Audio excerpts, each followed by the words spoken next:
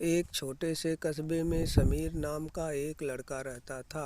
बचपन में ही पिता की मृत्यु हो जाने के कारण परिवार की आर्थिक स्थिति बड़ी दयनीय थी। समीर की माँ कुछ पढ़ी लिखी जरूर थी, लेकिन उतनी पढ़ाई से नौकरी कहाँ मिलने वाली थी। सो घर घर बर्तन मांज कर और सिलाई बुनाई का काम करके किसी तरह अपने बच्चे को पढ़ा लिखा रही थी। समीर स्वभाव से थोड़ा शर्मीला था और अक्सर चुपचाप बैठा रहता था। एक दिन जब वो स्कूल से लौटा तो उसके हाथ में एक लिफाफा था। उसने माँ को लिफाफा पकड़ाते हुए कहा, माँ, मास्टर साहब ने तुम्हारे लिए ये चिट्ठी भेजी है, ज़रा देखो तो इसमें क्या लिखा है। माँ ने मन ही मन चिट्ठी पढ़ी और मुस्कुरा कर बोली, बेटा, इसमें लिखा है कि आपका बेटा काफ़ी होशियार है। इस स्कूल के बाकी बच्चों की तुलना में इसका दिमाग बहुत तेज़ है और हमारे पास इसे पढ़ाने लायक शिक्षक नहीं है, इसलिए कल से आप इसे किसी और स्कूल में भेजें। यह बात सुनकर समीर को स्कूल न जा सकने का दुख तो हुआ, पर साथ ही उसका मन आत्मविश्वास से भर गया कि वो कुछ खास है और उसकी बुद्धि तीव्र है। माँ ने उसका दाखिला एक अन्य स्कूल में करा दिया।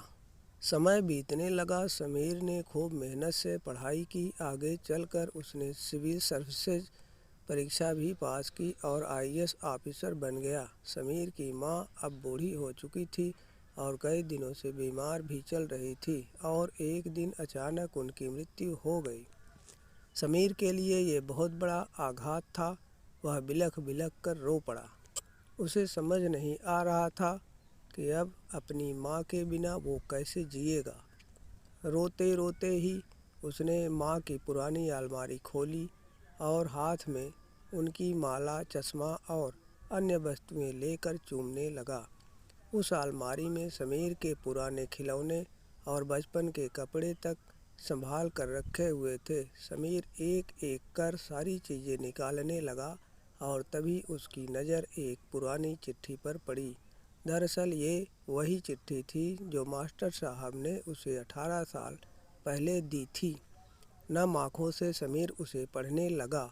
आदरणीय अभिभावक, आपको बताते हुए हमें अफसोस हो रहा है कि आपका बेटा समीर पढ़ाई में बेहद कमज़ोर है और खेल कूद में भी भाग नहीं लेता है। जान पड़ता है कि उम्र के हिसाब से समीर की बुद्धि विकसित नहीं हो पाई है, अतः हम इसे अपने विद्यालय में पढ़ाने में असमर्थ हैं। सादर, प्रिंसिपल। समीर जानता था कि भले अब उसकी माँ इस दुनिया में नहीं रही, पर वो जहाँ भी रहे उनकी ममता, उनका आशीर्वाद सदा उस पर बना रहेगा। दोस्तों, रुडयार्ड किपलिंग ने कहा है कि God could not be everywhere and therefore he made mothers. भगवान सभी जगह नहीं हो सकते, इसलिए उसने माएँ बनाई। माँ से बढ़कर त्याग और तपस्या की मूर्त भला और कौन हो सकता है। हम पढ़ लिख लें, बड़े होकर कुछ बन जाएं, इसके लिए वो चुपचाप ना जाने कितनी कुर्बानियाँ देती हैं। अपनी ज़रूरतें मार कर हमारे शौक़ पूरा करती हैं। यहाँ तक कि संतान बुरा व्यवहार करे तो माँ भी उसका भला ही सोचती है। सचमुच माँ जैसा कोई नहीं हो सकता।